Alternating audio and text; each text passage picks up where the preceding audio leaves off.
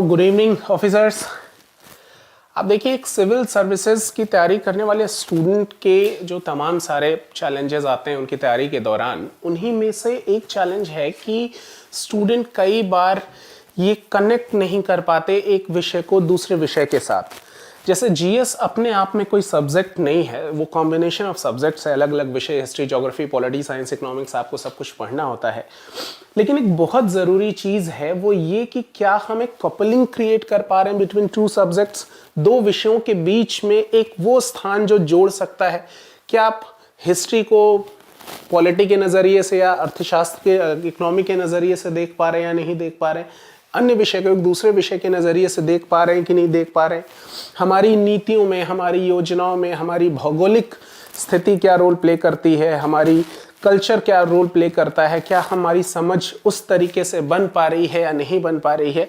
तो ये सारी चीज़ें जब आप अपने अंदर डेवलप करते हैं तो फिर आपकी परीक्षाओं में, चाहे वो प्रीलिम्स हो या मेंस हो और इंटरव्यू में भी, आपको किसी तरीके की दिक्कत होती नहीं। अब आप सहेज पाते हैं सारे उन विषयों को और उनसे संबंधित इकट्ठा की गई जानकारी को। एनसीईआरटी की पढ़ाई इसमें सबसे ज़्यादा आपकी मदद करती है। तो इन्हीं सारी सहूलियतों को लेकर हम काम कर रहे हैं। तो कल आए थे, कल आपसे बात की, आज फिर मैं अरुण त्रिपाठी उन्हीं सारी चीज़ों को लेकर आज दीक्षांत के इस YouTube चैनल पर आप सभी का स्वागत करता हूं। तो चलिए अपनी बात को बिल्कुल शुरू करते हैं बिना समय गंवाए। कल की क्लास में हमने एनसीईआरटी 6 क्लास की पॉलिटी की से शुरुआत की थी। पहला चैप्टर हमने, पहला अध्याय विविधता, उसको पढ़ा था। बड़े सारे आयाम हमने उसमें समझे थे। आज उसका जो दूसरा अध्याय है उस पर हम सभी लोग विचार करेंगे, कोशिश करेंगे लाइन बाय लाइन आपसे पढ़ते जाएं और उसके जो अलग से एस्पेक्ट हैं उस पे भी आपसे डिस्कस करते चलेंगे साथ ही साथ। तो आज जो हमारा जो टॉपिक है वो है विविधता एवं भेदभाव। बहुत बहुत ही महत्वपूर्ण सभी लिहाज से ये एक ऐसा टॉपिक है, ये जो केवल अगर आप टॉपिक की ही बात करें तो ये आपके प्रीलिम्स के क्वेश्चंस को भी बहुत सारी चीज़ों में डिज़ाइन करता है। मेंस और एसए में तो बहुत फेवरेट एरिया है ये, रेगुलर क्वेश्चंस पूछे आते हैं। एसए बहुत सारे आपको इस विषय से मिल जाएंगे।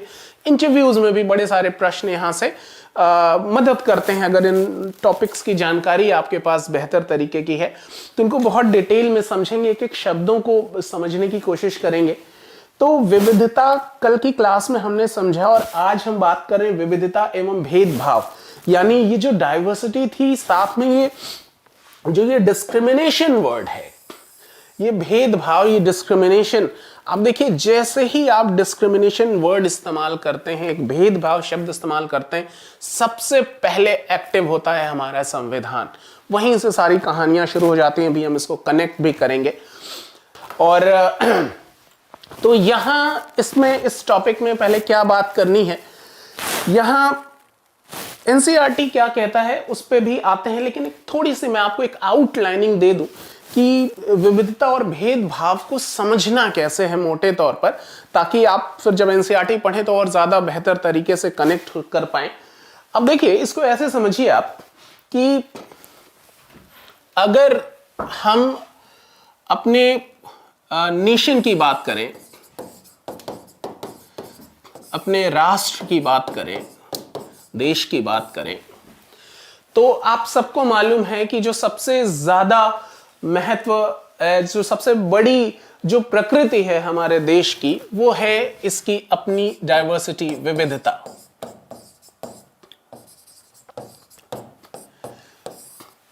हमारी अपनी डाइवर्सिटी।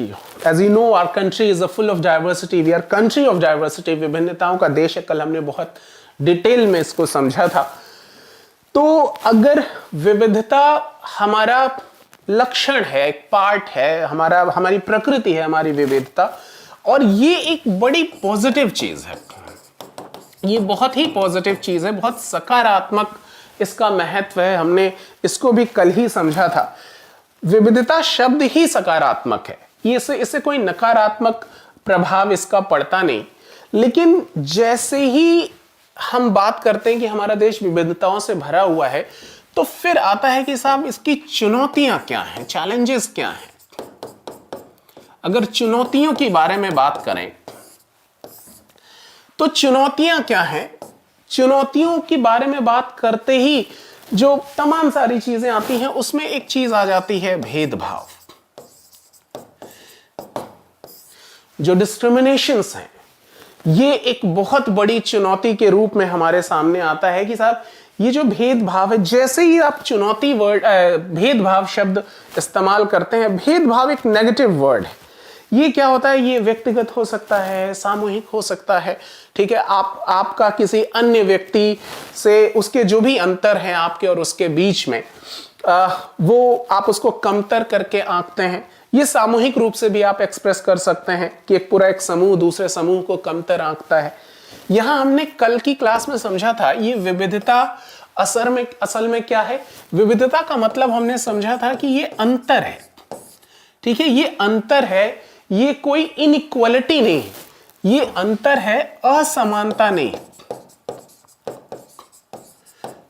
ये असमानता नहीं है। इसको बहुत आपको जहन में बिठा लेना है कि जब भी हम कहें विविधता, मतलब we are talking about differences, not equality, inequality. हम अंतरों की बात कर रहे हैं कि हमारे और आपके बीच में किसी भी चीज को लेकर अंतर हो सकता है। मैं डिफरेंट हो सकता हूं, आप डिफरेंट हो सकते हैं, लेकिन इन डजंट मीन कि हमारे पास अवसरों की कोई असमानता हो जाएगी, हमारे पास हमारे प्रतिभा में कोई असमानता हो जाएगी, हमारे मान्यताओं में अंतर हो सकता है, तमाम सारे रंग रूप, तमाम सारी भाषा संस्कृति का अंतर हो सकता है। तो इसको हमने कल की क्लास में बहुत डिटेल में समझा था। और मतलब सीधा सीधा जब भी आप भेदभाव की बात करते हैं, ये किसी भी जाति, धर्म, वंश, इसके प्रति जो किया गया एक नकारात्मक अभिव्यक्ति है, वो भेदभाव के रूप में परिलक्षित होता है, जिसको हमको बहुत डिटेल में समझने की जरूरत है। तमाम सारे आयाम में हम समझेंगे। एनसीईआरटी का ये टॉपिक भी यही बात करता है। तो सबसे पहली चीज कि साहब किस तरीके के भेदभाव है? आप जानते हैं कि हमारे यहाँ भेदभाव जातीय भेदभाव है, बहुत महत्वपूर्ण। जाति को लेकर हम बड़े सारे कॉन्शियस है, बड़े सारे डिस्क्रिमिनेशन है हमारे देश में। धार्मिक भेदभाव भी हैं, हम अपने धर्म के आधार पर चीजों को बहुत ज्यादा डिस्क्रिमिनेट कर लेते हैं। लैंगिक आधार पर आप ये सब सोसाइटी में भी पढ़ेंगे, जो मैं भी बात कर रहा था कि we need to understand, to create, we have to learn creation between two subject, we have to learn how to create a coupling between two subjects। दो विषयों के बीच में एक जोड़, एक पुल बनाने की बहुत जरूरत है। तो आप देखिए कैसे ही ये सारी जानकारी आपके पॉलिटी के पेपर में भी मदद करती, किन आयामों को वो टच करती है, आपके सोसाइटी के पेपर में भी मदद करेगा। आप जब ऐतिहासिक डेवलपमेंट, हिस्टोरिकल डेवलपमेंट पढ़ते हैं तो उस आयाम में भी समझने में वो आपकी मदद करता है। तो जातीय है, धार्मिक है, लैंगिक है, विचारधारा की बहुत सारी विचारधारा है, ठीक, तमाम सारी, और आर्थिक है।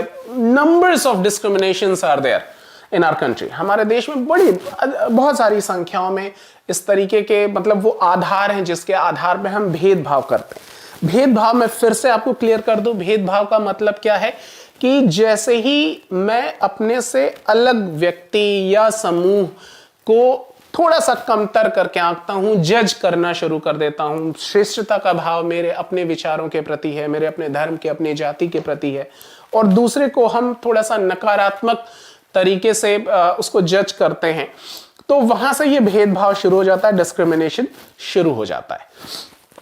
तो फिर मोटे तौर पे प्रश्न उठता है कि साहब ये आखिर आता ही क्यों है, मतलब ये भेदभाव आता क्यों, क्या कारण है इसके? तो अगर इसके तमाम सारे पहलू हैं, तमाम सारे इसके अपने साइकोलॉजिकल एस्पेक्ट्स हो सकते हैं इसके, और तमाम सारे एस्पेक्ट्स होते हैं, लेकिन अगर आप उसका निचोड़ निकालिए तो एक बड़ा महत्वपूर्ण है कि साहब हम इन सभी के पीछे एक कॉमन फैक्टर अगर आप तलाश करें कि वो कौन सा एक चीज है जो इन सभी के लिए सबसे ज्यादा शक्तिशाली रूप से काम करता है, अगर इसके कारण के रूप में आप बात करें कि ये कारण क्या होगा, इसका रीजंस क्या होंगे, तो फिर आप कहेंगे साहब ज्यादातर मामलों में जो हमारे भेदभाव है उसमें हम, चूंकि हम प्रेजुडिस होते हैं, हमारा जो पूर्वाग्रह है वो बहुत मेजर रोल प्ले करता है। पूर्वाग्रह मतलब कि हमने किसी भी व्यक्ति के बारे में, किसी भी समुदाय के बारे में, ठीक है, एक पूर्व धारणा बना रखी है। उसके कारण अभी बात करेंगे कि एक धारणा बना रखी है और फिर हमारी बातें, हमारा व्यवहार उनके प्रति, हमारी जो भी अभिव्यक्ति है वो उन्हीं पूर्व धारणाओं के आधार पर ही होती। इससे कई बारी व्यवहारिक दिक्कतें पैदा हो जाती हैं। अब आप जैसे शहर के लोगों के बारे में, सभी लोग बड़े फास्ट लाइफ जीते हैं, बहुत खर्च करते हैं, बहुत चकाचौंध में रहते हैं। सभी शहर के लोग नहीं रहते, आप देखिए, आप जानते हैं इस बात को। गांव के लोग ये बड़े सीधे साधे लोग हैं, हमेशा बड़े शोषित लोग हैं, बहुत संघर्ष भरा जीवन है, ये भी सच नहीं है, ठीक है। महिलाओं के बारे में हमारी धारणाएं कई सारी, पुरुषों के बारे में धारणाएं अलग, ठीक है, महिलाओं की धारणा पुरुषों के प्रति, पुरुषों की धारणा महिलाओं के प्रति, ठीक है। तो ये जो हम पूर्व धारणा बना के जब भी हम किसी के सामने जाते हैं, तो जब हम हमारे बिहेवियर में वो सारी चीजें जैसे ही वो एक्सप्रेस होनी शुरू होती हैं, तो फिर वो डिफरेंसेस पैदा करता है, संघर्ष पैदा करता है। अब जैसे ही आप पावरफुल पोजीशन में आते हैं और इन धारणाओं के साथ आते हैं, तो फिर वो संघर्ष फिर शोषण में, और वो शोषण फिर प्रतिक्रिया में, और आप समझ रहे हैं एक चक्र चलना शुरू हो जाता है। तो बड़ी बड़ी सारी दिक्कतें हमको फेस करनी पड़ती।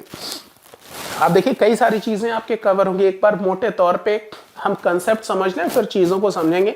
इन्हीं सारी चीजों का एक्सप्लेनेशन आपको आपकी इस छठी क्लास की पुस्तकों में मिलेगा। तो चूंकि जैसे मैंने कल भी कहा था कि छठी क्लास की पुस्तक हम डिस्कस कर रहे हैं, लेकिन आप छठी के विद्यार्थी नहीं हैं, तो इसलिए आपके अपने स्तर का भी ख्याल रखना है, मुझे भी और आपको खुद भी। तो इन जो हमारा उद्देश्य है एनसीईआरटी पढ़ना, वो छठी क्लास को क्वालिफाई करना उद्देश्य नहीं है। हमारी सिविल सेवा की परीक्षाओं में ये कैसे मददगार होगा, इस पे फोकस करना ज्यादा जरूरी है कि कैसे ये इन यहाँ लिखी गई बातों को हम कहाँ कहाँ इस्तेमाल कर सकते हैं।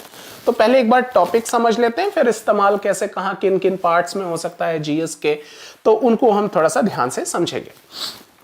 तो मैं आपको बता रहा था कि चूंकि एक मजबूत देश बनाना है, तो हम उसकी प्रकृति की बात करते हैं। तो प्रकृति है कि हम we are country of diversity, विविधता हमारा नेचर है, प्रकृति है, ठीक है। हमने ये भी समझा कि ये विविधता का आशय जो हमने समझा कि ये अंतर की बात करता है, ये डिफरेंसेस की बात करता है, ये इनइक्वालिटीज की बात नहीं करता, असमानताओं की बात नहीं करता। कल भी हम डिस्कस कर चुके थे। फिर हमने समझा था कि इस विविधता के सामने जो सबसे बड़ी चुनौतियां हैं, वो तमाम सारी चुनौतियां, उसमें एक बहुत महत्वपूर्ण चुनौती है कि हमारे देश में ये भेदभाव बहुत है, डिस्क्रिमिनेशंस बहुत है। तो जब हम डिस्क्रिमिनेशंस को समझ रहे थे, हमने समझा कि जाति हैं, धार्मिक हैं, लैंगिक, विचारधारा, राजनीतिक, आर्थिक, तमाम सारे numbers of discriminations we have in our country.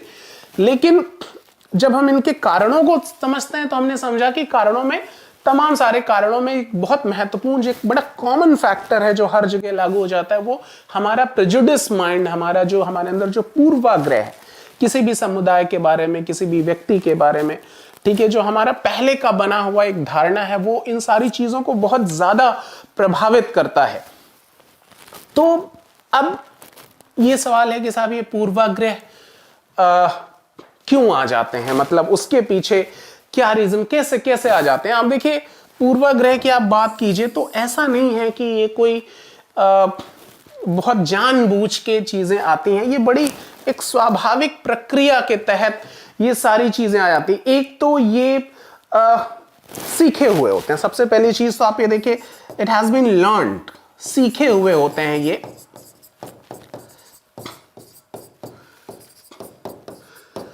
कि एक पुरुष है, उसे लगातार बचपन से कह रहे अरे तू रो रहा है, ठीक है, लड़के कहीं रोते हैं क्या?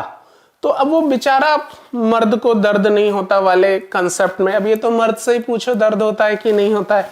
तो अब बचपन से एक धारणा है कि यार तू लड़का है, तू कैसे रो सकता, तू लड़की है क्या, लड़कियां रोती हैं। तो अब वो इस प्रोग्रामिंग के साथ बड़ा हो रहा है, तो बिहेवियर भी उसका इसी तरीके से, तमाम सारे इमोशंस और जो इस तरीके की जो अभिव्यक्तियां होंगी उसके अंदर ये धारणा काम करेगी। महिलाओं के प्रति उस तरीके की धारणा काम करेगी। अब आप घरों में, परिवारों में जब छोटे बच्चे, लड़का है और एक लड़की है, दोनों की परवरिश साथ में हो रही है, दोनों के साथ कि नहीं तुझे इस तरीके से ड्रेसअप होना है, तेरा बिहेवियर, तू लड़की है तुझे ऐसे बिहेव करना है, तू लड़का है तेरा ऐसे बिहेव, इसकी इस गलती को माफ किया जा सकता है, इस गलती को माफ नहीं किया जा सकता। तो एक लगभग समान उम्र के बच्चों के बीच में एक धारणा लगातार प्रैक्टिस हो रही है कि साहब नहीं, मुझे ऐसे करना है इसलिए क्योंकि मैं लड़का हूं या लड़की हूं। तो इस अवधारणा के साथ वो अडल्ट होंगे, उनकी अपनी विचारधाराएं बनेंगी, तमाम सारी विचारधाराएं इन्हीं आयाम में बनेंगी। तो एक पूर्वाग्रह एक तरीके का वो पुष्ट होता जाता है उसके अंदर कि नहीं साहब, लड़की होती तो वो ऐसी होती, लड़का होता है तो वो ऐसा होता है। तो ये सारी चीजें जैसे जैसे बिहेवियर में आती हैं, एक्सप्रेशंस में आती हैं, तो फिर वो बाकी चीजों को प्रभावित करती हैं। तो एक तो चीज होता है कि साहब ये सीखे हुए होते हैं। अच्छा, दूसरी चीज क्या होता है पूर्वाग्रह के बारे में, आप जब इसके कारण समझेंगे तभी आप निवारण पर भी बात कर पाएंगे। यानी अगर सीखे हुए हैं तो सीखा तो कुछ भी जा सकता है, तो प्रैक्टिस करके अगर ये पूर्वाग्रह लाया गया है तो प्रैक्टिस करके पूर्वाग्रह को हटाया भी जा सकता है। मुझे ये जो कारण बताने के पीछे आशय यही है कि जब आप समाधान के बारे में बात करेंगे तो भी ये सारी चीजें, ये जानकारियां आपकी मदद करती हैं। अच्छा, दूसरी चीज, ये बड़े मतलब इलॉजिकल होते हैं, मतलब अतार्किक। ये आपके ज्यादातर पूर्वाग्रह में कोई खास तर्क नहीं है। आप कह रहे हैं मर्द को दर्द नहीं होता, तो ये केवल वो ठीक है, वो अमिताभ बच्चन वाली मूवी में तो चलो ठीक है, आजकल साउथ इंडियन मूवीज वो उठा लिया, कुछ भी कर लिया, दर्द नहीं हो रहा है, वो कटवट जा रहा है, गोलियां लग रही तो भी कर रहा है, तो ठीक है। लेकिन रियलिटी आप सभी जानते हैं, पुरुष स्त्री सभी देख रहे हैं और सभी इस बात को समझ रहे हैं। तो कोई भी धारणा, ठीक है, कि लड़कियां हैं वो बहुत कमजोर होती हैं।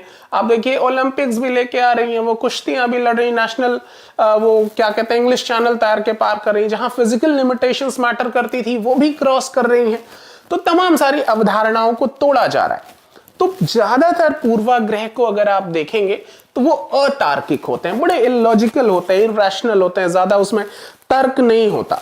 तो इन सारी चीजों पे आप फिर, तो इसका मतलब अगर पूर्वाग्रह को छोड़ना है तो आपको तर्क पैदा करना चाहिए, आपको ज्यादा से ज्यादा रैशनल होना पड़ेगा, तार्किक होना पड़ेगा। आप जो कह रहे हैं उसका तर्क समझना पड़ेगा कि साहब ये वाकई ये सही बात है या नहीं। तो फिर आप जजमेंटल नहीं होते, फिर आप आवश्यकता के अनुरूप डिसीजंस लेते हैं। और क्या खास बात होती है इन पूर्वाग्रहों की, एक और चीज बड़ी मजेदार, ये बहुत संतोष देते हैं खुद को, मतलब संतोष प्रदान करते हैं।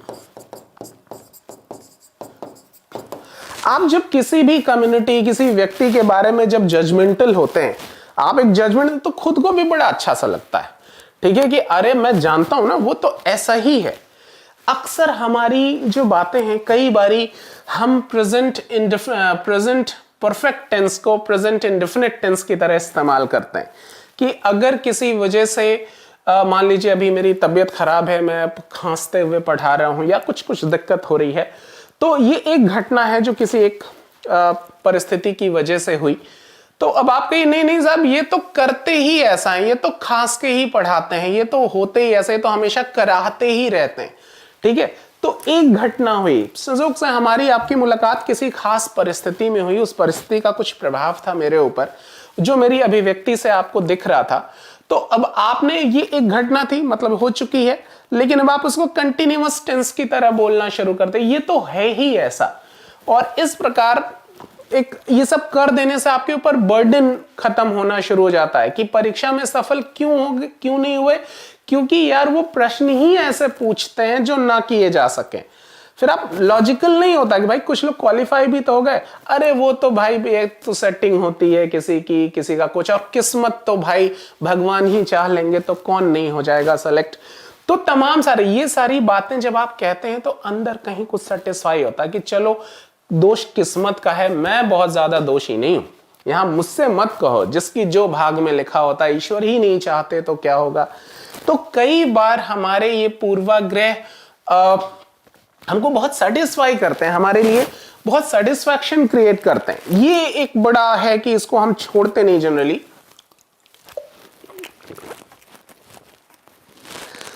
अच्छा, ये और क्या इनका महत्व, कई बार ये बड़ा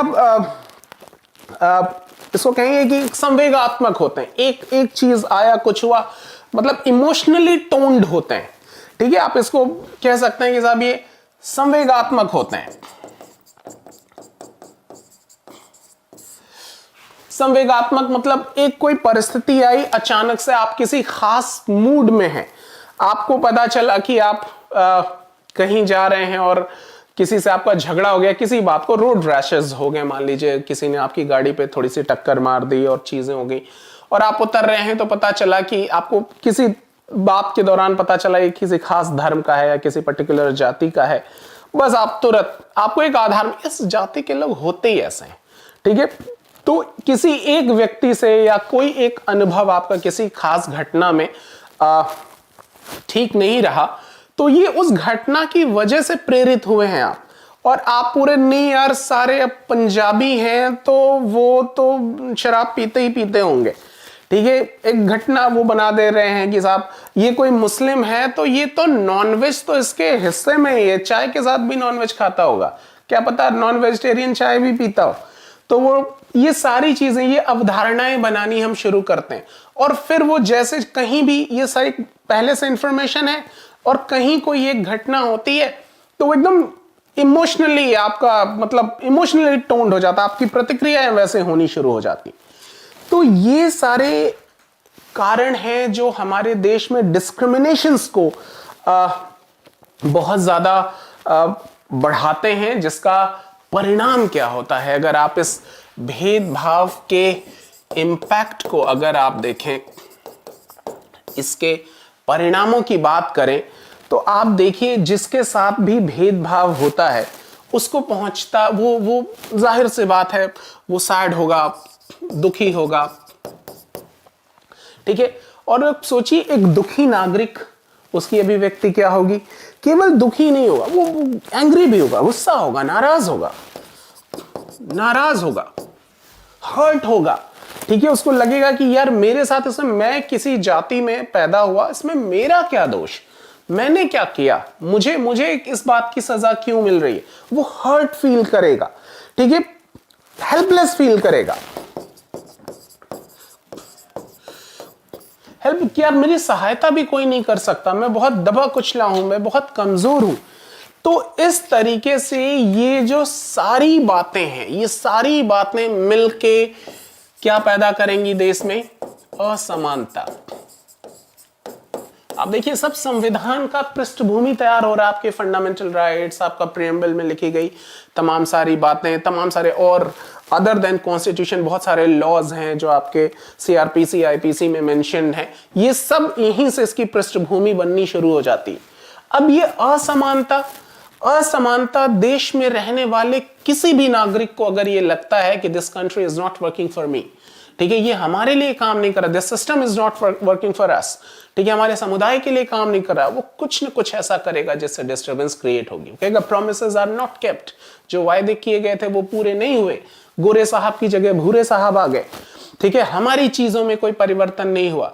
तो फिर अलग अलग प्रकार की समस्याएं पैदा होंगी, नक्सलवाद जैसी समस्याएं पैदा होंगी, दंगे फसाद, तमाम तरीके के अनावश्यक आंदोलन, विद्रोह, और ये हमारे देश में केओस पैदा करेगा। एटलीस्ट हम डेवलपमेंट तो नहीं कर सकते, विकास तो ऐसी स्थिति में नहीं कर सकते।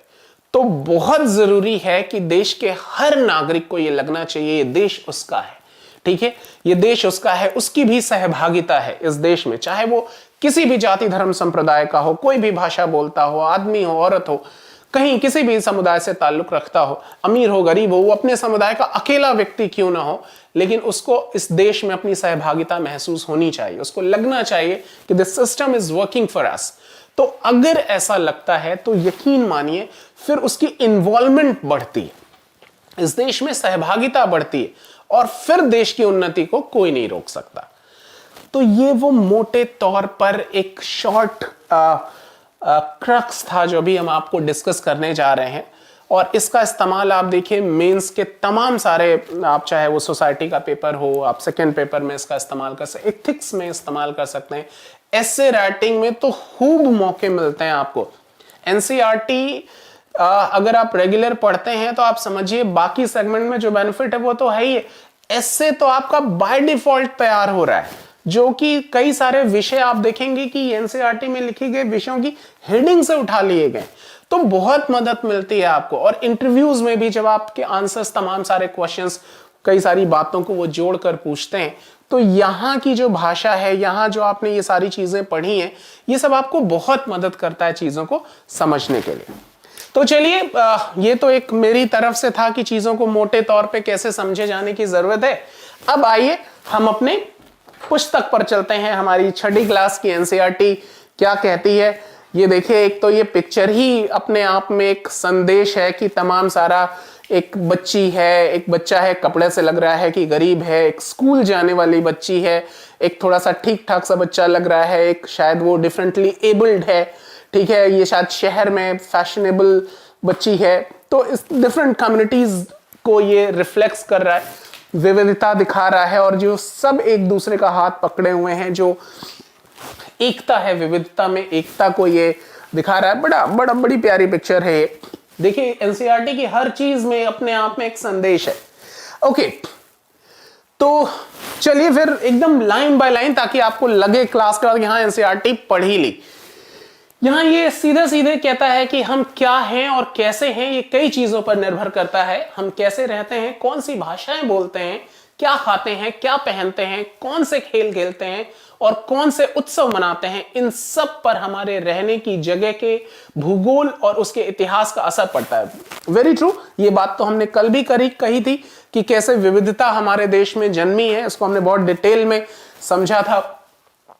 अच्छा, फिर आगे कहता है, अगर आप संक्षेप में ही निम्नलिखित बिंदुओं पर ध्यान दें तो यह भी अंदाजा लग जाएगा कि भारत कितनी विविधताओं वाला देश है। ये तो हम दे चुके हैं कल की क्लास में, लेकिन फिर भी देख लेते हैं ये क्या कहते हैं। संसार में 8 मुख्य धर्म, ये लीजिए एक फैक्ट आ गया, ये बड़ा इंपॉर्टेंट है। ये सारी चीजें आपको सीधे सीधे यहां से प्रीलिम्स में क्वेश्चन पूछे जाते हैं। पीसीएस तो खूब सारे ऐसे क्वेश्चंस पूछता है, पीसीएस एग्जाम्स में भी, और यूपीएससी में भी आप देखिए वो वाले क्वेश्चन आते हैं, एक सही है, एक दो सही है, वो सारे स्टेटमेंट के बारे में आपको जानकारी होनी चाहिए। तो देखिए, एक फैक्ट भी मिल गया, संसार में 8 मुख्य धर्म है, ठीक है। अगर संख्या कभी पूछ ले किसी एग्जाम में, भारत में उन 8 धर्मों के अनुयायी यानी मानने वाले रहते हैं। यानी दुनिया में जितने मुख्य धर्म हैं, सबके अनुयायी भारत में हैं। बिल्कुल सही बात है। और मैं आपको बताऊं, यहां दिल्ली में एक है लोटस टेम्पल, वो वहाबी धर्म के मानने वालों का है, वो इराक में उसकी स्थापना की गई, और कहते हैं कि आज उस धर्म का इराक में मानने वाला कोई नहीं है। भारत में 20 लाख से ज्यादा फॉलोअर्स हैं। तो हमारे देश की ये खूबसूरती है, ये सहिष्णुता है, जो हमने कल की क्लास में बात भी की थी कि जहां से ओरिजिन हुआ वहां ही उस देश में, उसी देश में उसको पूछने वाला कोई नहीं, लेकिन वो भी भारत में पुष्पित पल्लवित हो रहा है, ठीक है। तमाम सारे अपोजिट सिचुएशंस के बावजूद भी हम सेलिब्रेट करते हैं उन सारे मंदिरों को भी, उन सारी डाइवर्सिटी को भी। तो ये कहता है कि 8 मुख्य धर्म है, सभी धर्मों के मानने वाले भारत में रहते हैं। यहां 1600 से ज्यादा भाषाएं बोली जाती हैं। जी, ये देखिए, ये सब कुछ फैक्ट्स। यहां 1600 से ज्यादा भाषाएं बोली जाती हैं।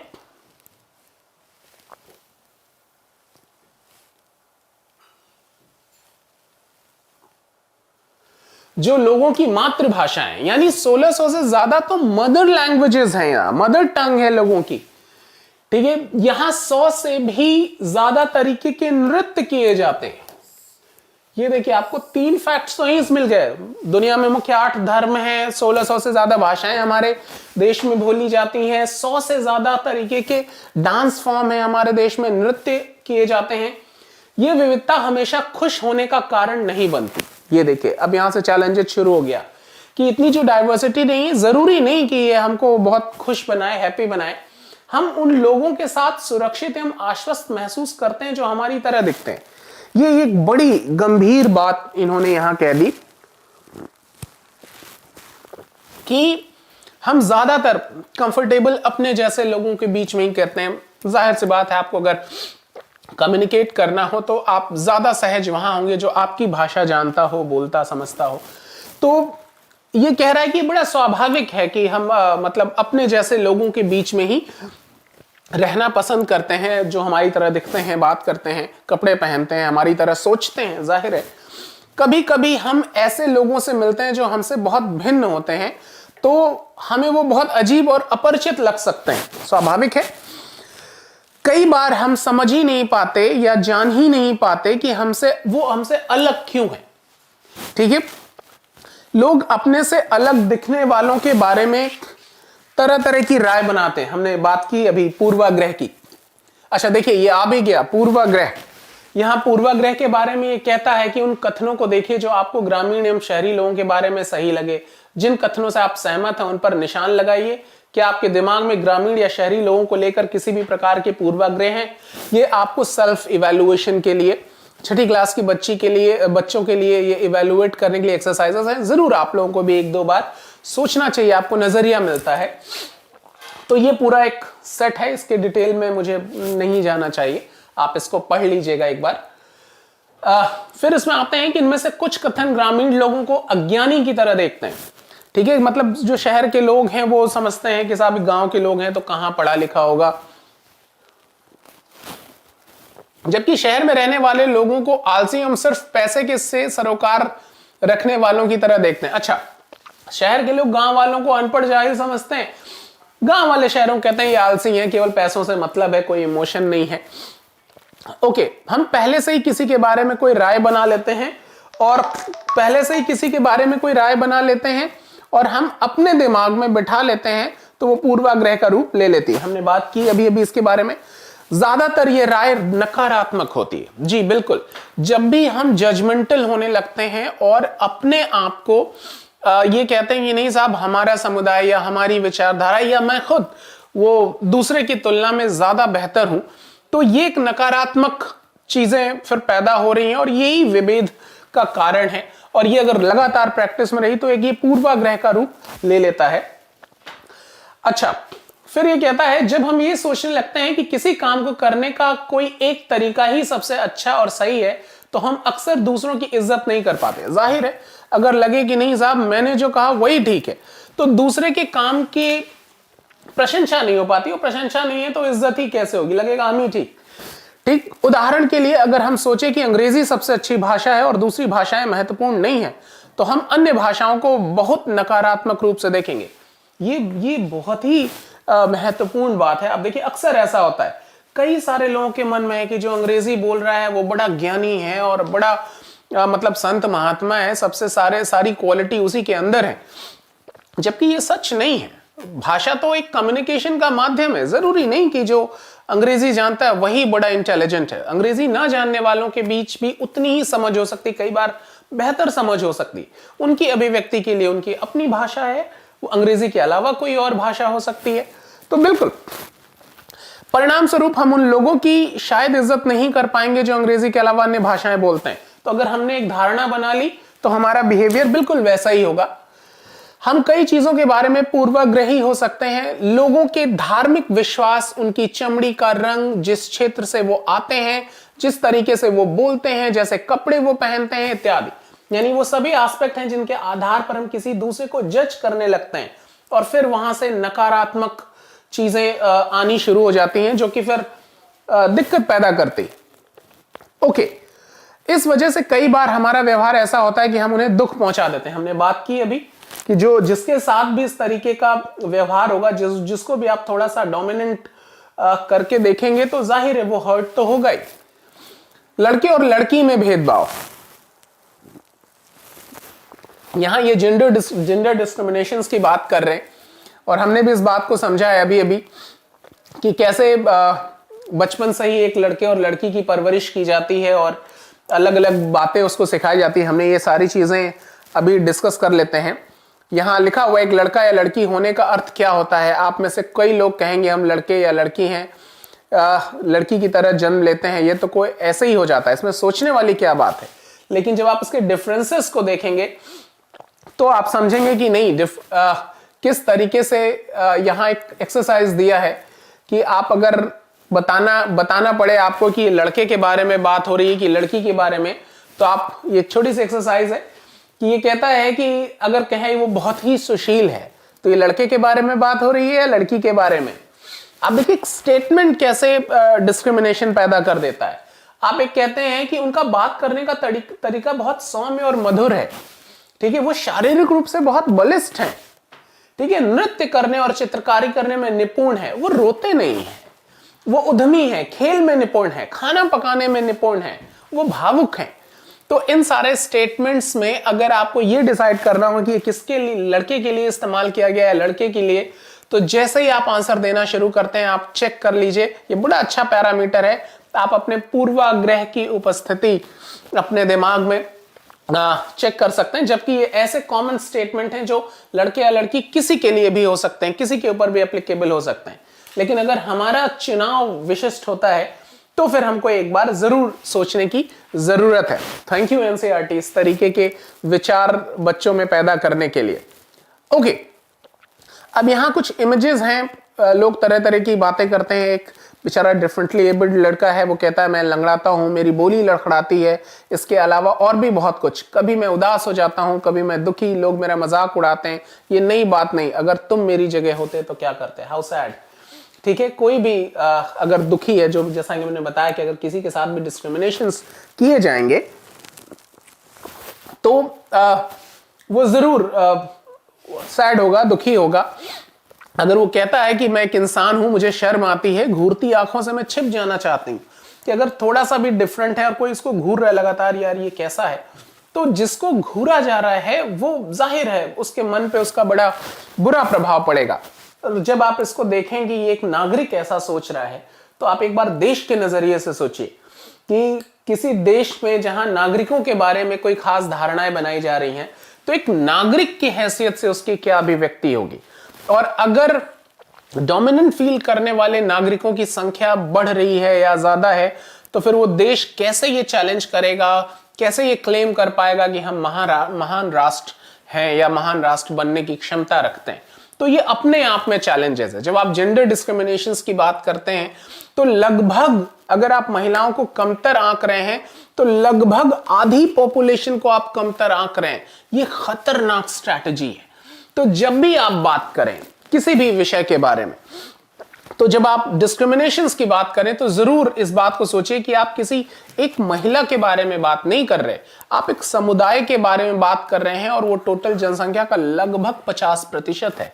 तो ऐसे में जरूर सोचना है कि आप जब आप कहते हैं we the people of India, तो we the people of India वो कैसे हो पाएगा। यहां इस बात को कुछ भी कहते वक्त, कोई भी शिकायत करते वक्त ये जरूर रखिए कि 1.25 अरब की आबादी है तो 1/1.25 अरब भारत तो आप भी हैं, है ना। मैं भी अपने आप में 1/1.25 अरब भारत हूं, ठीक है। आप 1/1.25 अरब भारत हैं। कोई लड़की, कोई लड़का, कोई डिफरेंटली एबल, कोई भाषा बोलने वाला, गोरा काला, हम सब 1/1.25 अरब भारत हैं। तो हम भारत के बारे में बात कर रहे हैं। बस ये जिम्मेदारी ले लें तो तमाम सारे समाधान हमको अपने आप मिलने शुरू हो जाते हैं। ओके, यहां लिखा हुआ है ऊपर के चित्रों में जो बच्चे हैं उन्हें पहले विकलांग कहा जाता था। इस शब्द को बदलकर आज उनके लिए जो शब्द प्रयोग किए जाते हैं वो खास जरूरतों वाले बच्चे, डिफरेंटली एबल्ड बच्चे। ये बड़ा अच्छा प्रयास है। देखिए यही वो प्रयास है जिसकी वजह से, मतलब जो हमारे संविधान की कोशिश है, जो हम समानता बनाने की बात करते हैं, कि अपाहिज करके आप उसको, एक नेगेटिव वर्ड है, विकलांग एक नेगेटिव वर्ड है, लेकिन आप कहें नहीं ये दूसरे तरीके से, ये खास बच्चे हैं, इनके अंदर कुछ अलग तरीके की खासियत है। डिफरेंटली एबल कहना, ये कितना पॉजिटिव वर्ड है, तो बहुत खूबसूरत है वर्ड। ओके, उन बच्चों के बारे में लोगों के पूर्वाग्रह को यहां बड़े अक्षरों में दिया गया है। ये एक पिक्चर में इमेज बना रही है एक लड़की जो डिफरेंटली एबल्ड बच्ची है, पैरों से नहीं चल सकती। वो कहती है कि इसको कम केवल इसलिए आंकते हैं कि मेरी टांगें डगमगाती। लोग सोचते हैं मेरा दिमाग भी डगमगाता है। नहीं, बिल्कुल ये कटाक्ष है कि अगर किसी के पांव नहीं है या काम नहीं करते या कमजोर हैं, तो इसका मतलब थोड़ी उसका दिमाग काम नहीं करता। वो पेंटर अच्छा हो सकता है, सिंगर अच्छा हो सकता है, मैथमेटिशियन हो सकता है, ठीक है। हम कैसे भूल सकते हैं स्टीफन हॉकिंग्स को, ठीक है, the most reputed personality in science community. इतनी इज्जत मिली उनको, इतना कंट्रीब्यूशन है उनका साइंस की फील्ड में, तो लेकिन शरीर से वो डिफरेंटली एबल्ड थे, मतलब वो डिफरेंटली एबल्ड थे, वाकई डिफरेंटली एबल्ड थे, we can not do what Stephen Hawkings has done. तो ये बड़ा महत्व है, इस बात को आप नकार नहीं सकते किसी भी तरीके से। तो शारीरिक अक्षमता ये उसके दिमागी अक्षमता का परिचायक नहीं, वो उसकी अभिव्यक्ति अलग तरीके की हो सकती है। तो इस बात को यही ये कह रहा है कि इन बच्चों के बारे में अगर कोई प्रेजुडिस भावना है, कोई रूढ़ी है, ठीक है, आपने कोई एक स्टीरियोटाइप थॉट्स डेवलप कर ली है, ठीक है, नहीं साहब ये तो ऐसे ही होते हैं, तो फिर वो एक नए तरीके के वर्ग, नए तरीके की विचारधारा को जन्म देगा और वो संघर्ष पैदा करेगा। इस बात को हमेशा ध्यान रखिए, जब भी हम किसी अलग व्यक्ति को, किसी को भी डोमिनेंट करके सोच रहे हैं, तो जरूर इस बात को सोचिएगा कि आप एक नागरिक के बारे में बात कर रहे हैं, 1/7 अरब भारत के बारे में बात कर रहे हैं, तो आपको तमाम सारे समाधान अपने आप मिलने शुरू हो जाएंगे। ओके, फिर ये सारी चीजें पूछता है आपकी राय में क्या खास जरूरतों वाले बच्चों को सामान्य स्कूल में पढ़ना चाहिए या उनके लिए अलग स्कूल होने चाहिए? आपके जवाब के पक्ष में तर्क दीजिए, ये आपका अपना होमवर्क, ये आप खुद सोचिए कि आप कैसे देखते हैं कि उन बच्चों को किस तरीके से, क्या सामान्य जो डिफरेंटली एबल्ड बच्चे हैं उनके लिए अलग स्कूल ही होना चाहिए, उनको बिल्कुल एक्सक्लूड कर देना चाहिए तमाम सारी सोसाइटी से, या इन्वॉल्वमेंट की कोई संभावनाएं है? ये आप तय कीजिए। आपका जवाब आपकी अपनी पूर्वाग्रहों को जांचने में बहुत मदद करेगा, तो जरूर कीजिएगा इसको। ओके, अगर यहां आ जाएं, अगर हम इस कथन को ले, जो आपने पहले वो एक्सरसाइजेस थे, कुछ स्टेटमेंट्स थे कि लड़के के बारे में या लड़कियों के बारे में, उसी का उदाहरण देते हुए पूछता है कि अगर हम इस कथन को लें कि वो रोते नहीं, तो आप देखेंगे कि ये गुण आमतौर पर लड़कों या पुरुषों के साथ जोड़ा जाता है। बचपन में हम सब लड़कों, हमने वही बात कही कि मर्द को दर्द नहीं होता, ये तो मर्द ही बताएगा दर्द होता है कि नहीं होता है। तो यहाँ इस तरीके की जो भावना है, इस तरीके की जो एक्सरसाइजेस हैं, जो प्रोग्रामिंग हो रही है हमारे दिमाग की, वो निश्चित रूप से हमारी अपने अभिव्यक्ति को, चूंकि विचारधाराएं हैं, हमारी विचारधाराओं को, वैसे ही विचारधाराओं को पुष्ट करेगा, पुरुषवादी और महिलाओं को डोमिनेंट करने वाला। तो वो आप देखिए उन नई तरीके की समस्या, आप अपनी सोसाइटी के सेगमेंट में इसको बहुत डिटेल में पढ़ते हैं, तमाम सारे ऐसे लिखे हैं, आप तमाम सारे वुमेन एम्पावरमेंट की बात करते हैं, लेकिन जो बचपन से ये जो फीडिंग की जा रही है वो किस तरीके से प्रभाव डालता है, तो जरूर ये सारा पॉइंट है उसके लिए, ये वही उदाहरण देता है। फिर वो कोमल और मृदु स्वभाव की वही सारी चीजें कंटिन्यू होती हैं, वो बहुत सुशील ऐसे कथनों को लेकर चर्चा कीजिए तो पता चलेगा ये लड़कियों के लिए है, तो हम केवल लड़कियों के बारे में क्यों कह दें वो कोमल है और वो मृदुभाषी हैं, ठीक है। तमाम सारे लोगों को भी, वो लखनऊ वाला एक इंसिडेंट आया था, एक वीडियो आई थी, आप सबने देखी होगी, वायरल हुआ था, तो वो किसी ड्राइवर को, किसी लड़के को पीट रही थी, सभी ने उसका विरोध किया, तो कम से कम कोमल मृदुभाषी तो नहीं कहेंगे। तो मतलब जरूरी नहीं कि वो बड़ा अच्छे टर्म है, बहुत सारे खतरनाक लड़कियां भी हैं, ठीक है, खतरनाक पुरुषों के साथ साथ। तो अब तो तमाम सारी मूवीज में भी विलन महिलाओं को दिखा दिया जाता है, जल्दी दिमाग एक्सेप्ट नहीं करता, लेकिन है। तो ये किसी के साथ भी हो सकता है। आप देखिए, जैसे ही आप समझते हैं कि स्त्री होना, पुरुष होना, निश्चित रूप से कुछ प्राकृतिक डिफरेंसेस हैं, लेकिन उनको जजमेंटल बना देना, एकदम पूर्वाग्रही की तरह आप सोचे, ये फिर आपकी अपनी विचारधारा की सीमा है। मुझे लगता है कि कोई भी एक ऐसा विद्यार्थी जो अफसर बनना चाहता है, जो नेतृत्व करना चाहता है, बागडोर संभालना चाहता है, चाहे वो लड़की हो या लड़का हो, तो वो अपने विचारों को किसी तरीके से लिमिटेड करेगा। तो ये सारी चीजें जरूर आपके अपने विचारों को खंगालने में बहुत मदद करेंगी, जरूर समझना चाहिए इसको। ओके, फिर हम कहें, यदि यही बात आगे बढ़ती है कि यहां तक अगर किसी लड़के को रोना आ भी जाए तो वो बेचारा अपने आप को रोक लेता है कि मर्द को दर्द नहीं होता, ठीक है, तो भले ही हार्ट अटैक से मर जाए लेकिन रोएगा नहीं, ठीक है। तो ये सारी चीजें, अच्छा, किसी का रोने का मन करता है खास करके जब उन्हें गुस्सा आए या दर्द हो, लेकिन बड़े होने तक लड़के सीख जाते हैं या अपने आप को सिखा लेते हैं कि रोना नहीं है। तो ये सारी चीजें हमने अभी डिस्कस की। फिर लगातार ये सारी बातें कह रहे हैं कि हम लगातार ये सुनते रहते हैं कि लड़के ऐसे होते हैं, लड़कियां ऐसी होती हैं, वही सारी चीजें हमने अभी अभी इसको डिस्कस किया। अच्छा, अब आता है रूढ़िबद्ध धारणाएं बनाना। रूढ़िबद्ध मतलब स्टीरियोटाइप कॉन्सेप्ट्स अपने अंदर एक क्रिएट कर लेना, इसको भी थोड़ा सा देखने की जरूरत है। यहां कहता है कि जब हम सभी लोगों को एक ही छवि में बांध देते हैं या उनके बारे में पक्की धारणा बना लेते हैं तो उसे रूढ़िबद्ध धारणा कहते हैं। एक बार हम किसी के खास देश, धर्म, लिंग के होने के कारण किसी को कंजूस, अपराधी या बेवकूफ ठहराते हैं, ऐसा दरअसल उनके बारे में मन में एक पक्की धारणा बना लेने के कारण होता है। जैसे आप संता बनता के जोक्स बनाते हैं एक धारणा की वजह से, ठीक है। आप अभी आपके पने कह दे कोई कि भाई मैं पाकिस्तान आया हूं, तो लगेगा कि नहीं वो लेके ही AK-47 लेके ही आया होगा, ठीक है। वहां अच्छे लोग भी हैं, लेकिन धारणा हमारी ऐसी बनी है किसी पर्टिकुलर धर्म के बारे में। जैसा अभी हमने बात की कि ये मुस्लिम है तो नॉनवेज ही खाता होगा, ठीक है। ये तमाम सारी चीजें, लिंग के बारे में भी कमजोर ताकतवर हमने समझा था इसको, या कोई किसी खास जाति का है, नहीं साहब ये बनिया है, ये तो कंजूस ही होगा, ये क्षत्रिय है, ये तो हमेशा लड़ने को तैयार है, ब्राह्मण है तो विद्वान ही होगा। तो ये जो स्टीरियोटाइप, इसी को बोलते हैं कि साहब ये रूढ़िवादी है, ठीक है। वो प्रेजुडिस होते होते, प्रैक्टिस करते करते पता चला कि कुछ जनरेशंस बीत गए, वो स्टीरियोटाइप हो गया, वो एक टैग लग गया, वो हटना नहीं है, तो बहुत मुश्किल हो जाता है। ओके, तो यहां ऐसा दरअसल उनके बारे में मन में एक पक्की धारणा बना लेने के कारण होता है। हर देश, धर्म आदि में हमें कंजूस, अपराधी, बेवकूफ लोग मिल ही जाते हैं। बात सही है, कोई भी कम्युनिटी हो, कोई भी रिलीजन हो, कोई भी देश हो, हर तरीके के लोग हैं, अच्छे लोग भी हैं, बुरे लोग भी हैं, ठीक है। तो हर तरीके के लोग हर कम्युनिटी में है, हर जगह है। पूरा देश, पूरी पृथ्वी ऐसे डिफरेंसेस से भरी पड़ी हुई है। तो किसी एक देश पर, किसी एक समुदाय विशेष पर, किसी लिंग के लोगों पर एक खास तरीके का लेबल्ड कर देना, ये बहुत न्याय सम्मत नहीं है, खासकर कि तब जब आप पॉलिसी मेकिंग में हिस्सा लेने जा रहे हो। तो ये बहुत जरूरी है कि आप इन बातों को समझें। ओके, अच्छा, ये सब पढ़ने से कितना एनसीईआरटी के प्रति आभार आ जाता है ना। सोचिए, छठी क्लास के बच्चे को ये समझाया जा रहा है कितनी आसान भाषा में। सोचिए, काश ये ऐसे ही पढ़ा दिया जाए, हमारा एजुकेशन सिस्टम ऐसा हो जाए।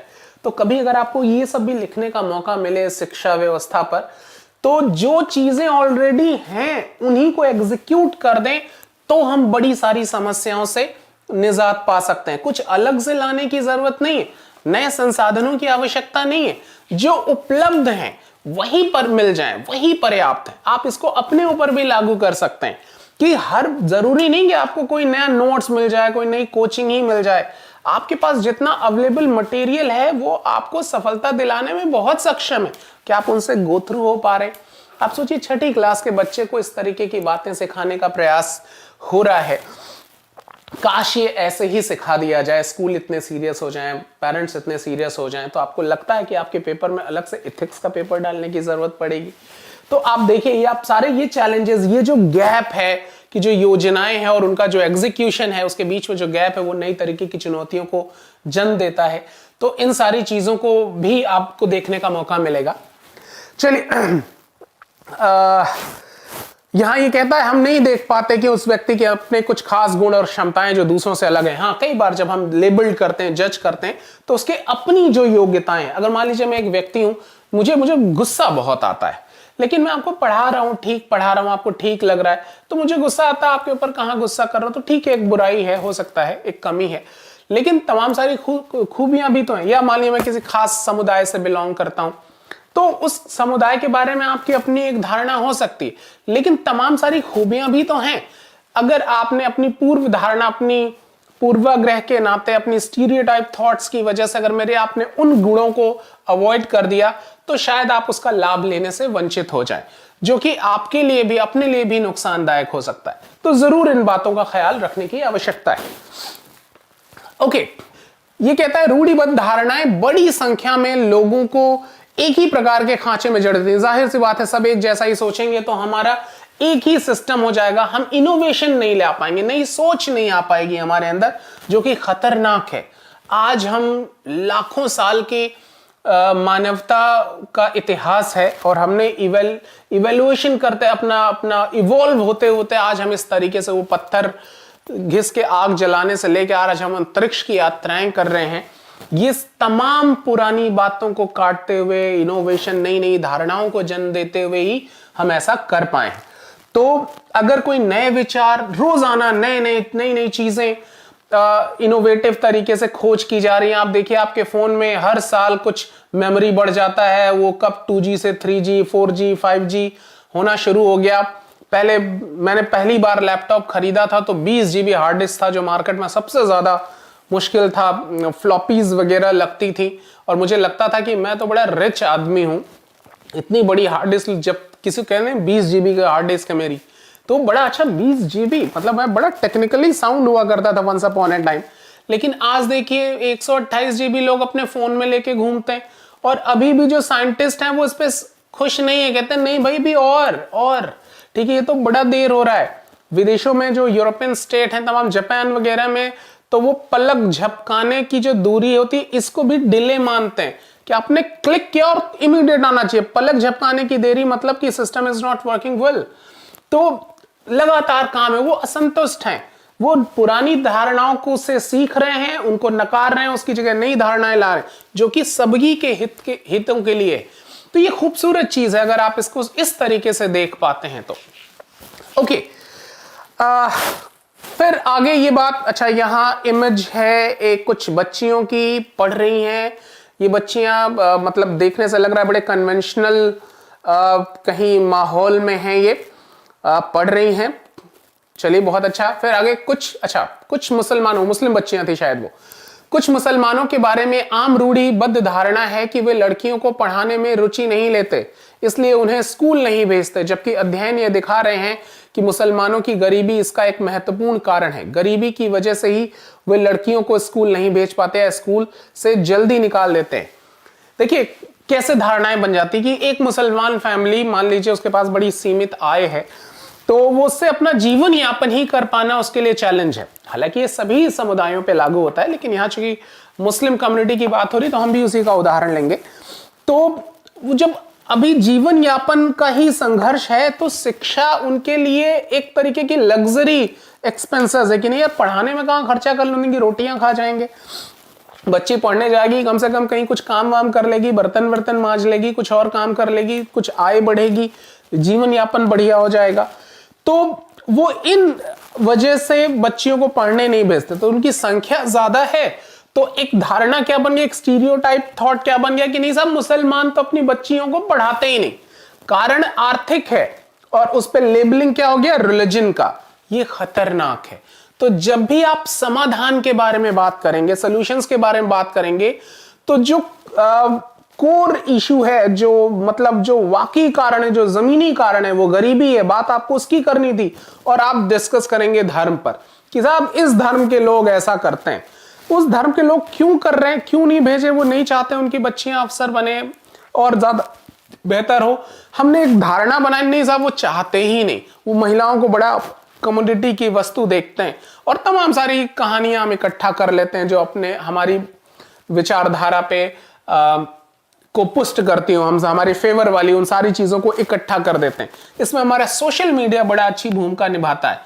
अनफॉर्चुनेटली सोशल मीडिया का जो टाइप है वो क्या है कि आप मान लीजिए मोदी साहब के बहुत समर्थक हैं और आप उनके समर्थन में कोई चीज सर्च कर रहे हैं, वो समझ जाएगा गूगल की नहीं इनको फेवर वाली चीज है, आपका यूट्यूब समझ जाता है, आपका फेसबुक समझ जाता है। तो जितने समर्थन वाले हैं सब ला के आपको दिखाना शुरू कर देता है, लगता है दुनिया मोदी में है।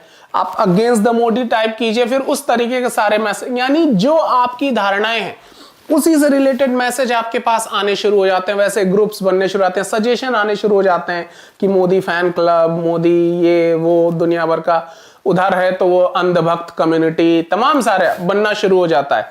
और आपको लगता है पूरी दुनिया तो विरोध में ही बात कर रही है, दूसरे वाले को लगता है पूरी दुनिया तो समर्थन में ही बात कर रही है, और आपको लगता है कि आप सारी दुनिया की बात समझ रहे हैं। तो पूरी जिंदगी गलतफहमी में निकलती चली जाती है। तो वो तो मार्केटिंग की, भाई आप गूगल के कस्टमर हैं, फेसबुक के कस्टमर हैं, तो हमारी पसंद का ख्याल रखते हुए हमको वही दे रहा है जो हम देखना चाह रहे हैं। वो ये सोच ही नहीं रहा है कि नहीं यार इसके दूसरे एस्पेक्ट्स भी होते हैं, ये नागरिक भी तो है, इसको एक नागरिक के रूप में भी डेवलपमेंट होना है। कल को ये अफसर बनेगा, इसके हाथ में अथॉरिटी आएगी, दूसरे एस्पेक्ट नहीं समझेगा तो बेहतर डिसीजन कैसे लेगा। आपको लगता है कि एक दुकानदार इतना सोचेगा, वो तो फैसिलिटी देगा ताकि हमारा कस्टमर हमारा बना रहे। और आपके पास अगर अपनी समझ नहीं है तो आप सोचिए आप किस बात के शिकार हो रहे हैं। तो ये एक एग्जाम्पल देता है, समझने के लिए बहुत बढ़िया एग्जाम्पल है कि कोई एक मुस्लिम परिवार, ज्यादातर मुस्लिम, सच्चर रिपोर्टिंग की कमेटी की रिपोर्ट भी है कि आप देखिए उन्होंने बताया कि बहुत गरीबी है और वो गरीबी के कारण अपने बच्चों को नहीं पढ़ा पा रहे हैं, और हमारी अवधारणा, हमारी रूढ़ी क्या बन रही है कि साहब इस धर्म के लोग अपनी बच्ची को नहीं पढ़ाते। ओके, अच्छा, जहां पर भी गरीबों तक शिक्षा पहुंचाने के प्रयास किए गए हैं वहां मुस्लिम समुदाय के लोगों ने अपनी लड़कियों को स्कूल भेजने में रुचि दिखाई। देखिए रिपोर्ट डाटास भी दे दिया कि अब कारण ही कि अगर लड़कियों को पढ़ाना नहीं चाहते तो भेजते क्यों, जैसे ही उनको अवसर मिल रहा है उन्होंने पढ़ाना शुरू भी कर दिया। यहां केरल का उदाहरण भी दे रहा है कि स्कूल प्रायः घर के पास है, सरकारी बस की सुविधा बहुत अच्छी है जिससे ग्रामीण क्षेत्रों में शिक्षकों और स्कूल पहुंचने में मदद मिलती है। 60% से ज्यादा महिला शिक्षक हैं। ठीक है, इन सभी कारकों ने बहुत सारे गरीब परिवारों के बच्चों को स्कूल जाने में मदद की है, जिनमें मुसलमान लड़कियां भी शामिल हैं। तो जब जैसे ही आपने पहले हमने बात समझी थी कि हमारी जो पूर्वाग्रह है, जो रूढ़ियां हैं, वो तार्किक नहीं है। जैसे ही आप तर्क पैदा करना शुरू करते हैं, आप उसको एनालाइज करना शुरू करते हैं, आप देखिए चीजें एकदम से आपके पूर्वाग्रह को तोड़ती है। अब आप सही डिसीजन लेंगे, अब आप स्टीरियोटाइप थॉट आपकी नहीं रहेगी, तो आपके विचारों में ग्रेविटी आनी शुरू हो जाएगी। ठीक है, ओके, आगे क्या कहती है पुस्तक, ये दूसरे राज्यों का भी उदाहरण देता है। ठीक है, अच्छा, फिर ये कहता है असमानता एवं भेदभाव, इनइक्वालिटी, और क्या कहते हैं हमारे ये डिस्क्रिमिनेशंस है। तो इनइक्वालिटी और डिस्क्रिमिनेशंस की बात कर रहा है। भेदभाव तब होता है जब लोग पूर्वाग्रहों या रूढ़िबद्ध अवधारणाओं के आधार पर व्यवहार करते हैं। अगर आप लोगों को नीचा दिखाने के लिए कुछ करते हैं, अगर आप उन्हें कुछ गतिविधियों में भाग लेने से रोकते हैं, किसी खास नौकरी को करने से रोकते हैं, या किसी मोहल्ले में रहने नहीं देते, एक ही कुएं या हैंडपंप से पानी नहीं लेने देते, और दूसरे के द्वारा इस्तेमाल किए जा रहे कप या गिलास में चाय नहीं पीने देते, तो इसका मतलब है कि आप उनके साथ भेदभाव करते हैं। मेरे ख्याल से इसको अलग से एक्सप्लेनेशन की जरूरत नहीं है। आप में से बहुत सारे लोग इन सारी चीजों के गवाह होंगे। ठीक है, आसपास होते हुए ऐसा बड़ी सारी घटनाएं होंगी, numbers of examples you have. ठीक है, तो वही जो आप देख रहे हैं, सुन रहे हैं, वही सारी बातें ये कह रहा है, और कहता है यही जैसे ही आपने डोमिनेंट थॉट अपने अंदर डेवलप की, इसका मतलब कि आप डिस्क्रिमिनेशन कर रहे हैं, भेदभाव कर रहे हैं। अच्छा, भेदभाव कई कारणों से हो सकता है। आप याद करें कि पिछले पार्ट में हमने, अच्छा, समीर एक समीर दो, उसकी कहानी का एग्जाम्पल देता है कि धर्म अलग था, यह विविधता का एक पहलू है, पर यह भेदभाव का कारण भी बन सकता है। ठीक है, धर्म भेदभाव का कारण बन सकता है। ऐसा तब होता है जब लोग अपने से भिन्न प्रथाओं, रिवाजों, निम्न कोटि का मानते हैं। हमने ये बात अभी समझ ही ली है। ओके, यहां यह तो असमानता है, विविधता। अच्छा ठीक है, विविधता मैंने क्या बताया कि विविधता को समझना कैसे है कि ये अंतरों की बात करता है, इनइक्वालिटीज की बात नहीं करता। यानी मान लीजिए मेरा धर्म, एक मैं हिंदू हूं, एक दूसरा व्यक्ति मुस्लिम है, तो ये दोनों डिफरेंसेस हैं, दो अलग अलग बिलीफ सिस्टम है, लेकिन इसमें एक गरीब है और एक अमीर है, या एक को स्कूल में पढ़ने का मौका है, दूसरे को हम स्कूल में घुसने ही नहीं दे रहे, और घुसने ही नहीं दे रहे इस वजह से ये गरीब है। ठीक है, इस वजह से ये अशिक्षित है। तो क्या इसको आप विभेद कहेंगे? नहीं, ये असमानता हो गई, ये मैन मेड क्रिएशन हो गई, ये जबरदस्ती, इसको शोषण होना शुरू हो जा रहा है। यानी इसको, ये स्वाभाविक अंतर नहीं, ये विभेद, ये डिस्क्रिमिनेशन की वजह है कि ये पढ़ा नहीं। क्यों? क्योंकि पढ़ना इसको अच्छा नहीं लगता था, या पढ़ने का मौका ही नहीं मिला। तो अगर पढ़ने का मौका ही नहीं मिला, ये असमानता है। अब देखिएगा कि संविधान जब आप पढ़ेंगे तो इन्हीं अवसरों की बात करना, वो इक्वल अपॉर्चुनिटीज की बात करना शुरू कर देगा, समानता को स्टैब्लिश करने की बात कर देगा।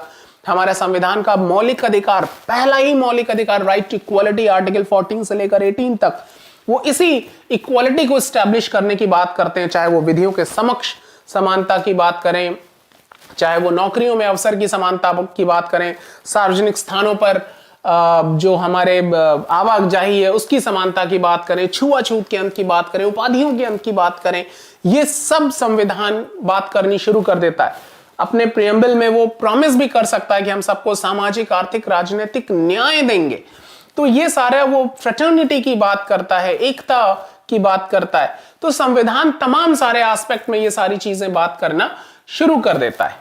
ओके, फिर आगे क्या कहता है कि कुछ लोगों को विविधता और असमानता पर आधारित दोनों ही तरह के भेदभाव का सामना करना पड़ता है। अच्छा, बिल्कुल, कि मान लीजिए कि एक धर्म है, मान लीजिए कोई एक हिंदू है, आप उसको अच्छे, आप मुस्लिम है, आप उसको अच्छी नजर से नहीं देख रहे हैं, आप किसी अन्य धर्म के हैं, या आप हिंदू है मुस्लिम को अच्छी नजर से नहीं देख रहे हैं।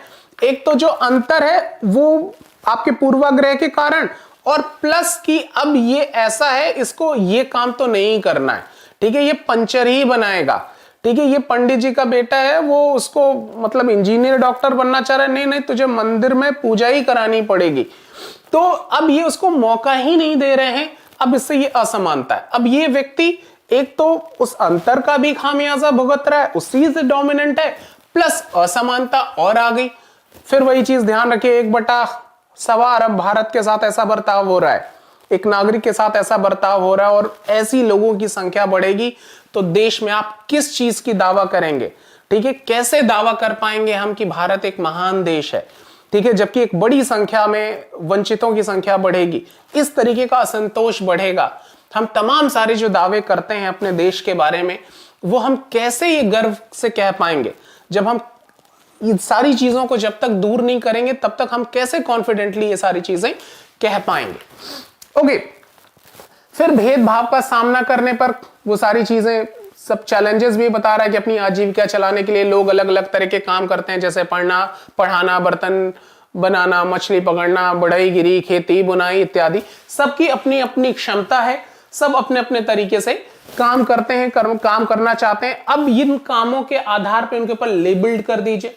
आप देखिए, यहां मैं आपको पढ़ा रहा हूं, मेरे पास मान लीजिए राज्य व्यवस्था की जानकारी है, मुझे पॉलिटी का बड़ा ज्ञान है, लेकिन ये कंप्यूटर है, ये स्मार्ट बोर्ड है, इसमें कुछ खराबी हो जाए तो मैं बड़ा इनकैपेबल हूं, मैं फिर इसमें साक्षर नहीं हूं बिल्कुल भी, मुझे कुछ भी नहीं मालूम, मुझे बुलाना पड़ेगा किसी टेक्निकल टीम के बंदे को कि देखिए क्या हो गया, मुझे बिल्कुल नहीं पता, अगर ये कैमरा काम नहीं कर रहा है, आप तक कम्युनिकेट नहीं हो पा रही ये चीजें, तो मेरी अपनी सीमाएं हैं। तो इसका मतलब ये नहीं कि इनका काम या मेरे काम में कोई महत्व है। यहाँ एक ऑफिस बॉय है जो ख्याल रखता है कि जो टीचर यहाँ पढ़ा रहा है उसको पानी मिल जाए, ठीक है, उसको चाय मिल जाए, इस तरीके, ताकि उसको अपने काम में दिक्कत ना हो। तो इसको अगर हम लेबल कर दें, नहीं ये सबसे महत्वपूर्ण काम, ये छोटा काम, अरे ये एक काम है। अगर ये माइक और ये सारी चीजें ठीक नहीं होती तो मैं कैसे परफॉर्म कर पाता? वो पानी वाले भैया अगर वो पानी वानी नहीं रखते तो मुझे भाग भाग के पानी लेना पड़ता। तो ये सारी चीजें, तो मेरा भी काम प्रभावित होता। तो हम सबका अपना एक कंट्रीब्यूशन है, हमको उसी समान इज्जत से देखने की जरूरत है। अच्छा, वो पानी पिला रहे क्योंकि उनकी स्किल उतनी है, उनकी अपनी परिस्थितियां रही हैं, उनके पास शायद मेरे जैसे मौके नहीं मिल पाए, वो आज मेरी जगह पे नहीं है, तो क्या वो नागरिक नहीं है? उनका अपना जीवन नहीं है? वो इस देश के सदस्य नहीं है? तो क्या उनकी स्किल के अकॉर्डिंग हम उनको अवसर नहीं दे पा रहे? अब वो नहीं किसी भी वजह से, या मान लिया कि उनकी मानसिक शारीरिक क्षमता भी ऐसी नहीं थी कि वो इस तरीके से ग्रो कर पाए, तो भी क्या हमारा इतना समृद्ध समाज उनको मौके नहीं देगा? तो ठीक है कि भैया आप पानी पिला दो, आप पानी तो पिला सकते हो ना, आप वो पानी पिला दो, लेकिन इट डजंट मीन कि अब हम कहते नहीं नहीं मैं श्रेष्ठ तू छोटा। वो उतना ही जरूरी है जितना मेरा काम जरूरी है। उनके मदद के बगैर मैं शायद अपने आप को एक्सप्रेस ही ना कर पाऊं। तो मेरे यहां इस परफॉर्मेंस में एक पूरी टीम का सहयोग है, किसी भी एक आदमी की अनुपस्थिति सारे काम को प्रभावित करती है। तो बहुत जरूरी है कि सबको टोटलिटी से देखा जाए। तो यही बात ये यहां पर कह रहे हैं।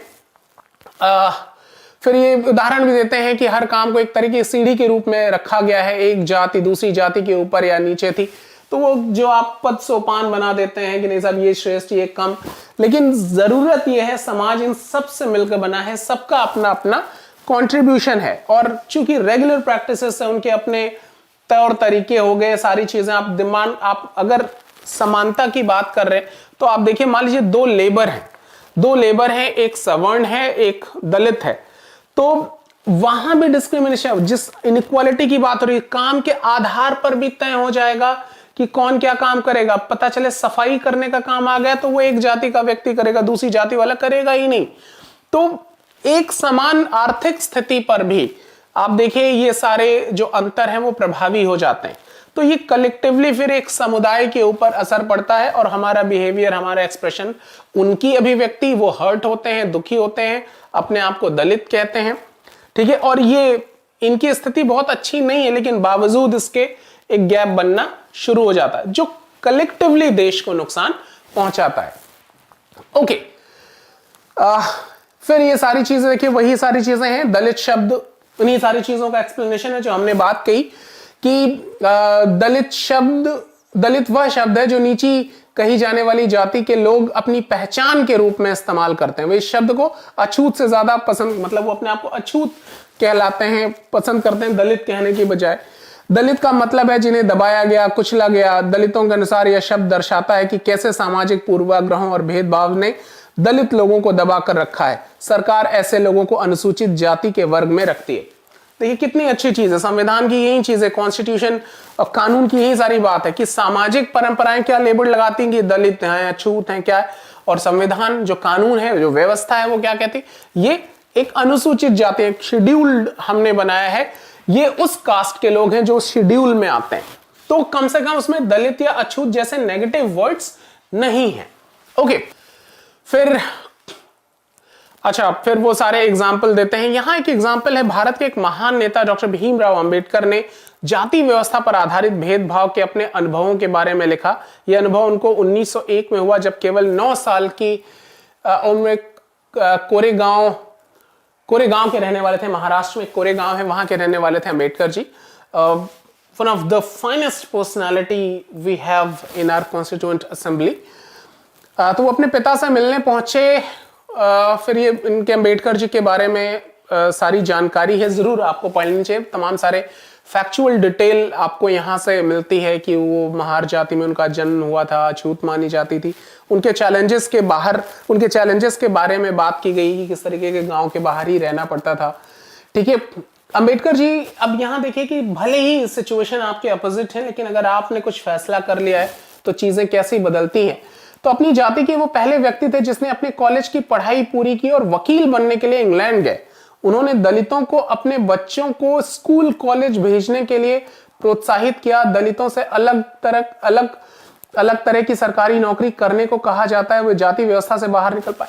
मुझे अंबेडकर जी की ये बात इतनी ज्यादा प्रभावित करती है कि आज जब मैं देखता हूं अपने आसपास तमाम सारे लोगों के, अलग अलग जाति समुदाय के लोग हैं, ठीक है, मान लीजिए वो किसी मतलब अनफेवरेबल सिचुएशन से निकल कर आए हैं, चाहे वो गरीबी से आए हो, आज अच्छी पोजीशन है, या किसी पर्टिकुलर रिलीजन से या किसी पर्टिकुलर कम्युनिटी से, जैसे मान लीजिए कोई दलित समुदाय का ही है, बहुत सारे लोगों को मैं भी जानता हूं।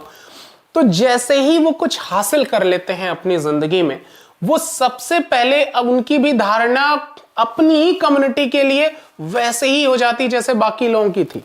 ठीक है, अगर इनको अंग्रेजी आ गए तो अपने ही घर में माँ बाप, अपने ही रिश्तेदार, अपने ही गांव के लोग वो अनपढ़ गवार लगने लगते हैं। ये इनके पास थोड़ा पैसा आ गया, सारे जाहिल हो गए, सारे भिखारी हो गए।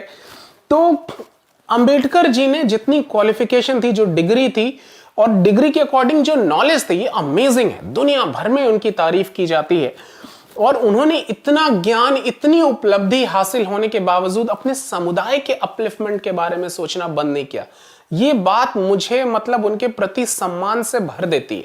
आप सभी को इस बात का सम्मान करना चाहिए कि हम जिस भी समुदाय से ताल्लुक रखते हैं, हम आज एक बहुत बृहद पेड़ बने हैं, लेकिन कभी तो बीज होंगे, वो मिट्टी, वो खाद, वो पानी जिसने हमको इस लायक बनाया कि आज हमारी जड़ें इतनी मजबूत हैं, हमें कोई हिला नहीं सकता।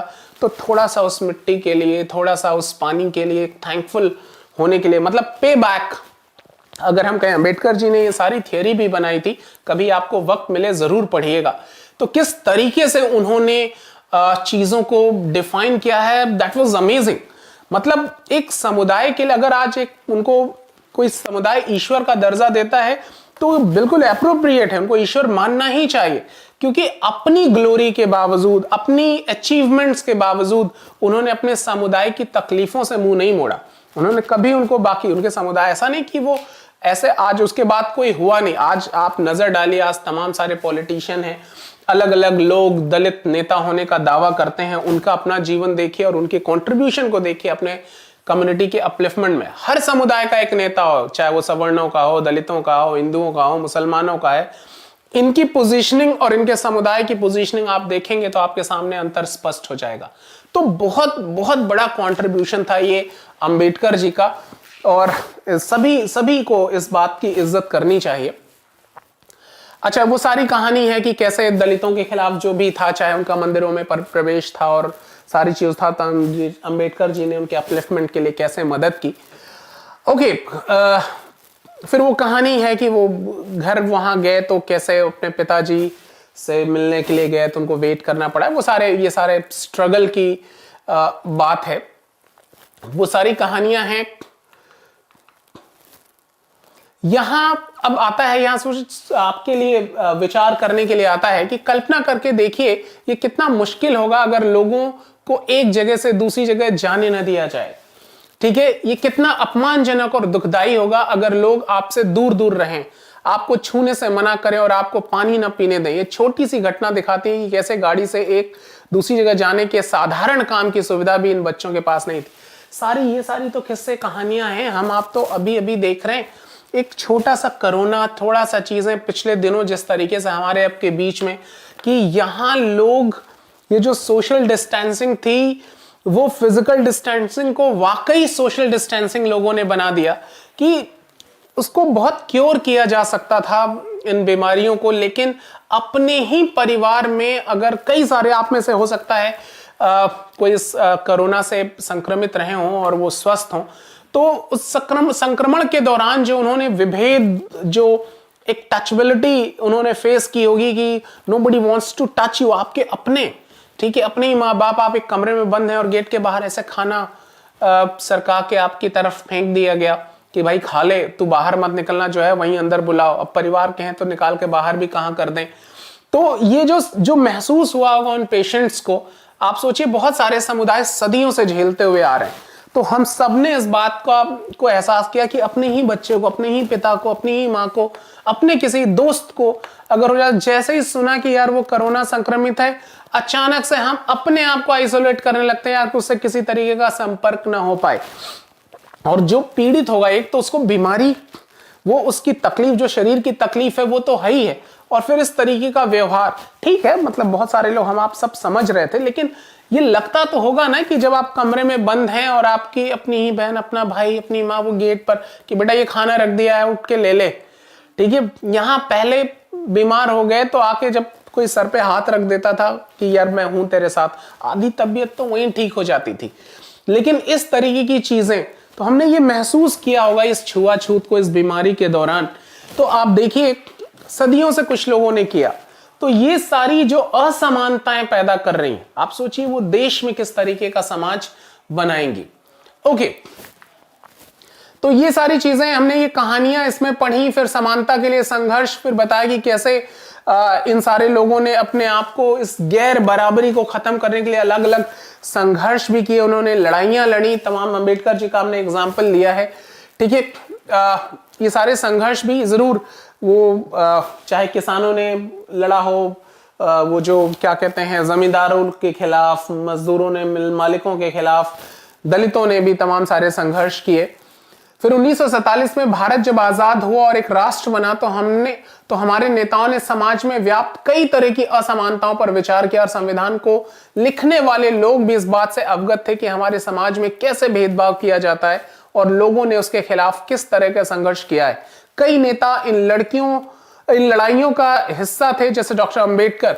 इसलिए नेताओं ने संविधान में ऐसी दृष्टि और लक्ष्य रखा जिससे भारत में सभी लोगों को बराबर माना जाए, ठीक है। We are talking about equality in our constitution, ठीक है। हम ये बात भी प्रॉमिस भी करते हैं अपनी प्रेम्बल में, हम बात करते हैं कि हमारे देश की प्रकृति होगी, हम समाजवादी होंगे, पंथ निरपेक्ष होंगे, ठीक है। समानता को एक अहम मूल्य की तरह माना गया है जो हम सभी को एक भारतीय के रूप में जोड़ती है। प्रत्येक व्यक्ति को समान अधिकार और समान अवसर प्राप्त है। अस्पृश्यता यानी छुआछूत को अपराध की तरह देखा जाता है, और दलित के अलावा कई अन्य समुदाय हैं जिनके साथ भेदभाव किया जाता है।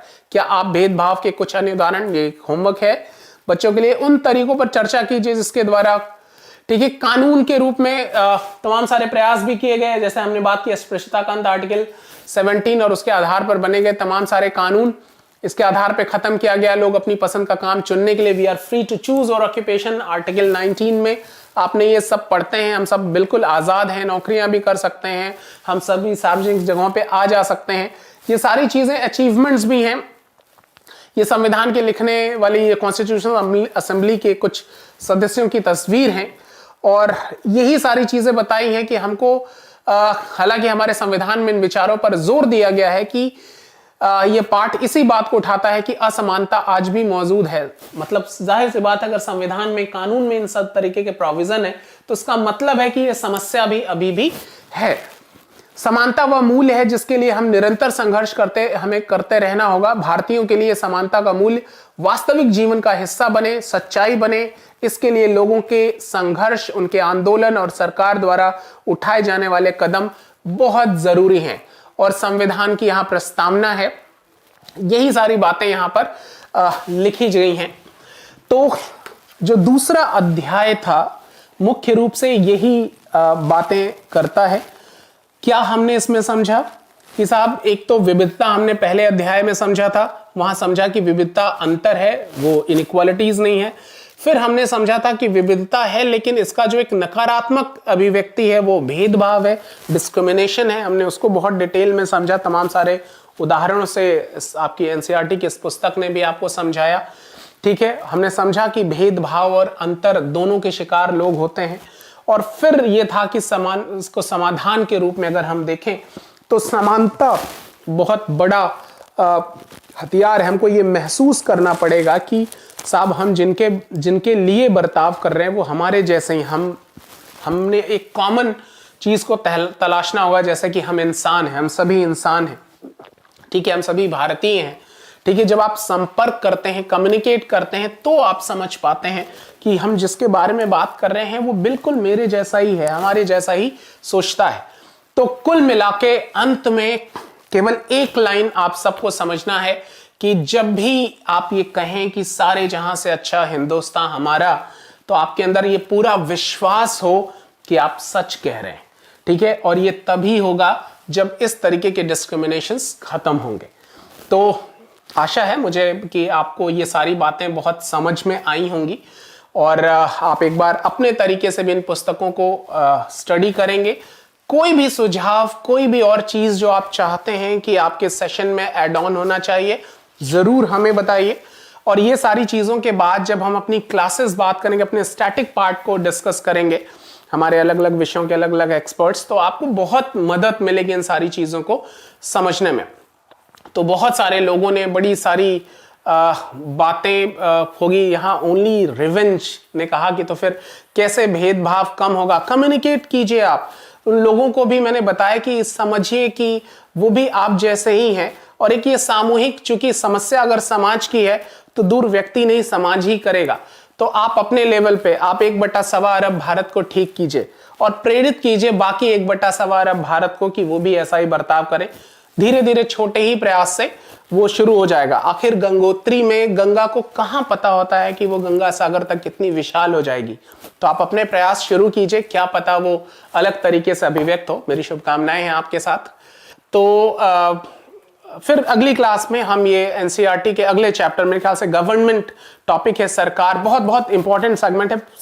प्रस्तावना कॉन्स्टिट्यूशन के मद्देनजर, पॉलिटी के मद्देनजर बहुत ही महत्वपूर्ण क्लास होगी। जरूर उसको देखिएगा, मिस मत कीजिएगा। अपने बाकी दोस्तों को भी बुलाइए कि आप जितनी संख्या में रहते हैं, हमारा यही मनोबल है।